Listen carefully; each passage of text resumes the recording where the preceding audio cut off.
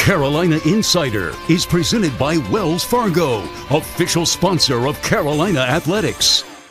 Welcome back to the show. Disappointing outcome for football. Of course, they have a big one coming up Friday against NC State to try to get things moving in the right direction before that ACC championship game appearance against Clemson. Basketball getting going as well. Tar Heels starting the season with a 4-game homestand before they head out west this upcoming week for a big tournament in Portland. The third game of that 4-game homestand to start the season was against Gardner-Webb. Tar Heels didn't look great in this game, but able to get past the Running Bulldogs by 6. Let's see some highlights and hear from Hubert Davis in the postgame. Kicks it over to Love, drives left baseline, out to Nance. He'll fire the 3. Got it! Pete Nance, his first triple. Tar Heels will now reset in the half court. Carolina has a couple players, Trimble and Nickel, at the scorer's table. Nance, right corner 3 is good. Game tied at 8 as Leaky Black comes the other way. He'll leave it for Nance. Quick pass down low to Bacot. Goes strong to the rim and finishes from the right side. Nance trying to dribble through traffic. Now the big guy will leave it for Trimble. Trimble scoots to the rim, kicks it to Nance. Open 3. Yes! Yep, Badmus trying to back in against Nickel. Pump fake goes up, and Nance off the ball, swats it away out of bounds. Pete Nance doing everything for Carolina tonight. They're 6 of 22, 27%. Davis around the screen, pulls up for 3 and knocks it home. He blocked away Selden's triple attempt late in the shot clock.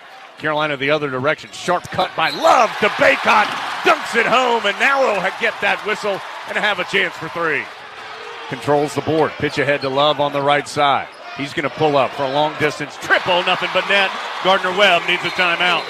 Caleb Love on the right wing looking down low for Bacot. He was fronted. Love's going to try. Boy, a tough step back. 3. Count it. So it's down to 6 now as Love to the right elbow out to Davis. He'll fire the long 3. Count it. When he's got fouls. Both free throws were missed there by Badmus. Carolina other side. Love with the long 2. Nickel gets the rebound though on the baseline. Back out to Love. Love spinning into the paint. Kicks it right corner to Black. He'll try the 3 ball. Yes! The compete in the Big South is that they have, especially for a smaller conference team, some good size for that particular conference. As Love, boy, a tough turnaround on the right baseline. Are you kidding me? Penetrating in. Nicholas tries to knock it away from him. Davis able to recover. Pulls up for 2 and bangs it in.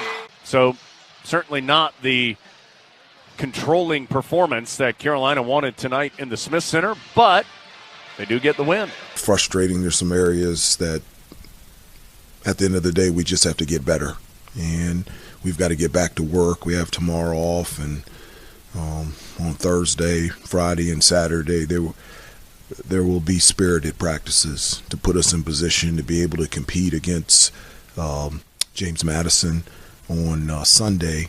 But even more so than that, just to become the team that we need to become, there's just a number of areas that we have to improve on. What are some of those areas that, in your mind, need to get better? Well, heading into this season, I thought that there would be a hunger and a thirst to do all the little things that put you in a position to have a chance to be successful as a team. That's what we're not doing. I can't remember a time this year that we've ever gotten a loose ball. I can't remember a time this year where our physicality has been the difference maker on both ends of the floor. I can't remember a time this year where we don't attack the offensive glass. I mean, I can't remember a time where we did and got extra possessions. I can't remember a time where the ball was just moving, finding the open guys so much, everybody sharing the basketball. And so those are things that we have to address and improve on and get better at and do those things really quickly. Coach, you guys were 8 of 25 from three-point range tonight. That's 32%. It has been not quite as easy as it was a year ago to knock in some of those shots and then give you that. There's a reason. There's sometimes you make or miss. Sometimes you have on nights and off nights. One of the things that when you miss a shot, when I played, I went through a checklist. First of all, I had to see if there's anything wrong with my form. But the second thing is shot selection. it doesn't matter if you're Steph Curry. If you're not taking good threes, the percentages of those shots are going to go way down. And so that's something that we have to address in terms of taking the right threes. It doesn't matter how good a shooter you are. You have to take high percentage threes.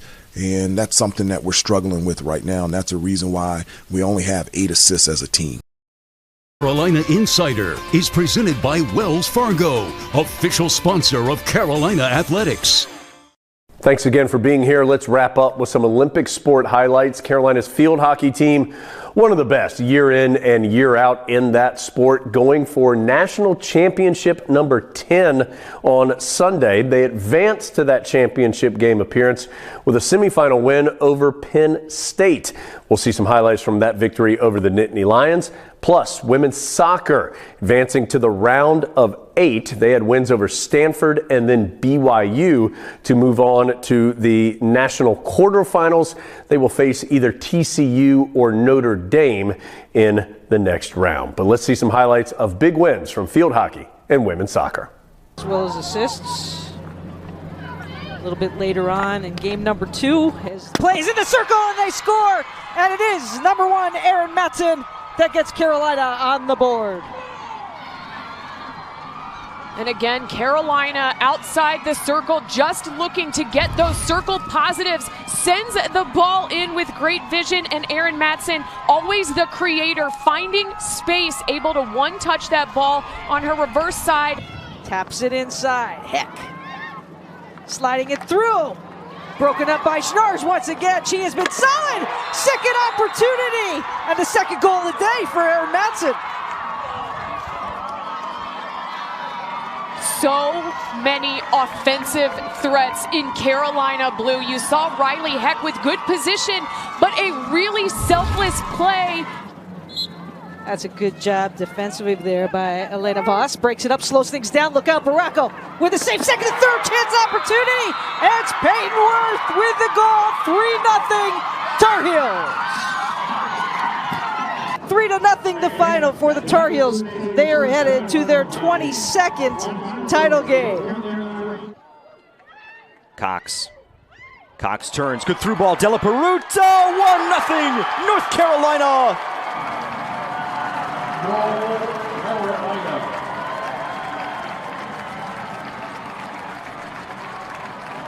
The second goal in as many games for Talia Della Peruta. Moxley, good service toward the far post. Headed on, punched away, ball still free, and collected and finished by Maddie Darlene.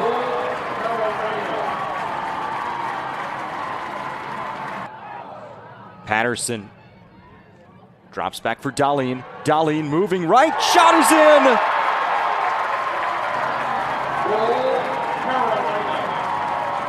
Her first career brace, and what a time for it in the round of 16. 3-2-1. North Carolina to the national quarterfinals.